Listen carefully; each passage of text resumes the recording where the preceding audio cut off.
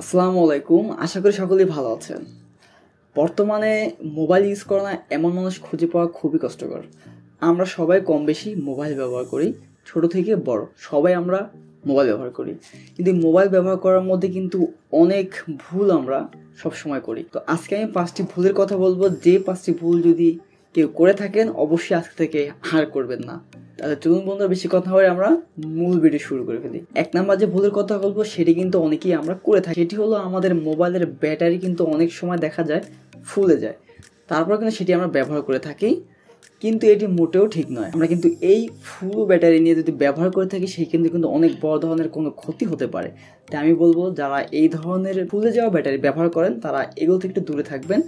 যত দ্রুত সম্ভব তাড়াতাড়ি আপনার মোবাইলের ব্যাটারিটা আপনি চেঞ্জ করে ফেলবেন, না হয়তো যে কোনো দুর্ঘটনা ঘটতে পারে এবং কি আপনার মোবাইলের সমস্যা হতে পারে, যে কোনো মোবাইলের পার্টস ড্যামেজ হয়ে যেতে পারে। তো এই ক্ষেত্রে বলবো দ্রুতই এটি সারিয়ে ফেলবেন। তো 2 নাম্বার যেটি কথা বলবো সেটি হলো ব্যাকগ্রাউন্ডে রান করা অ্যাপ।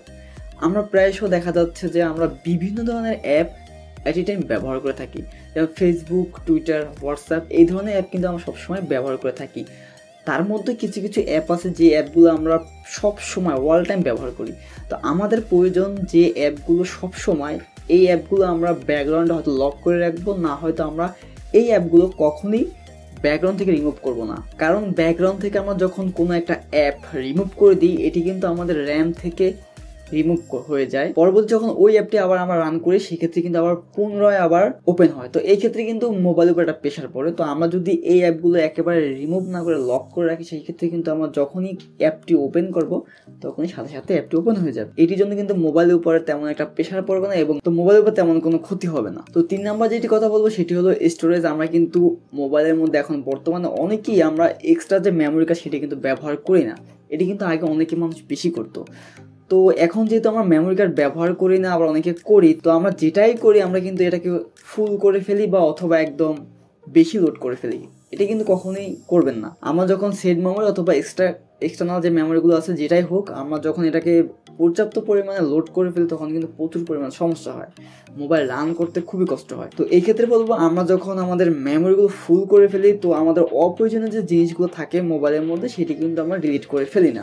তো অবশ্যই এটি আমরা ডিলিট করে ফেলবো। আর সবসময় চেষ্টা করব যে আমাদের মোবাইলের স্টোরেজ আছে এটিকে আমরা কম রাখার মধ্যে, ফুল যাতে না হয়। মিনিমাম 60% ফুল করবো, 40% অল টাইম খালি রাখতে হবে। এর বেশি আমরা কখনোই এটিকে লোড করব না। 4 নাম্বার যেটি আছে সেটি হলো মোবাইল চার্জ। এটি আমরা অনেক ভুল করে থাকি। আমরা সব সময় দেখা যায় আমরা আশেপাশে যেখানেই যাই অথবা বেড়াতে যাই, যেখানেই যাই অনেক সময় চার্জার নিয়ে যাই না। আর নয়তো দেখা যাচ্ছে আমরা ঘরের মধ্যেই অন্য কারো চার্জার ব্যবহার করি। এটি কিন্তু কখনোই করা ঠিক না।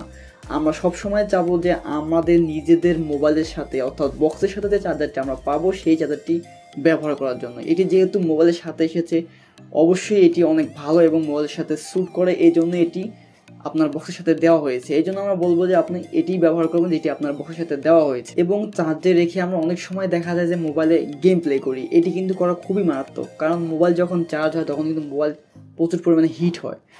তো আমরা যখন গেম খেলি তখন কিন্তু প্রসেসরের উপর প্রচুর পরিমাণ প্রেশার পড়ে। তো এই দুটি যদি একসাথে হয় তাহলে কিন্তু মোবাইল অনেক প্রচুর পরিমাণে হিট হয়ে যায়, যার কারণে কিন্তু আপনার মাদারবোর্ডের উপর প্রেশার পড়ে এবং আপনার প্রসেসরের উপর প্রেশার পড়ে। তো এই ক্ষেত্রে কিন্তু আপনার মোবাইলটা ডেড হয়ে যাওয়ার সম্ভাবনা আছে। তো আমি বলবো যে এই কাজগুলো না করার জন্য, ব্যাটারি কিন্তু অল্প দিনই শেষ হয়ে যাবে, ব্যাটারির লাইফ নষ্ট হয়ে যাবে। তো বন্ধুরা, 5 নাম্বার যেটি বলবো সেটি হলো মোবাইলের ডিসপ্লে। আমরা মোবাইলের ডিসপ্লে কিন্তু সঠিক ব্যবহার কখনোই করি না, অনেকে করি আবার অনেকে করি না। তো সেটি হলো, আমরা যখন আমাদের মোবাইলের ডিসপ্লেটি প্রচুর পরিমাণ রোদের মধ্যে ব্যবহার করি তখন কিন্তু অটোমেটিক ফুল ব্রাইটনেস আমাদের দেওয়া দরকার হয়, না হয় কিন্তু আমরা সেটি ভালো করে দেখতে পাই না। তো এর জন্য যে সমস্যাটা হয় সেটি হলো, আপনি খেয়াল করে দেখতে পারবেন আপনার মোবাইলের ডিসপ্লে কিন্তু প্রচুর পরিমাণে হিট হয়। তো এই কারণে বলবো যে আমরা যখন প্রচুর রোদের মধ্যে থাকবো তখন প্রচুর পরিমাণে ব্রাইটনেস প্রয়োজন হয়। এই ক্ষেত্রে আমরা মোবাইলটি বেশিক্ষণ ব্যবহার করব না, আমাদের যতটুকু প্রয়োজন আমরা ততটুকু ব্যবহার করবো, এর বেশি ব্যবহার করব না, মোবাইলকে প্রচুর পরিমাণে হিট করব না। তো বন্ধুরা, এই ছিল আজকের ভিডিও নিয়ে যদি কোনো প্রশ্ন থাকে অবশ্যই আপনি কমেন্ট করতে পারেন, আমি আপনার প্রশ্নের উত্তর দিব। আর ভিডিও যদি ভালো লাগে অবশ্যই চ্যানেলটি সাবস্ক্রাইব করে বেল আইকনটি অন করে দিবেন এই ধরনের ভিডিও পাওয়ার জন্য। দেখাবো অন্য কোনো ভিডিওতে, সেজন্য ভালো থাকবেন, সুস্থ থাকবেন। আল্লাহ হাফেজ।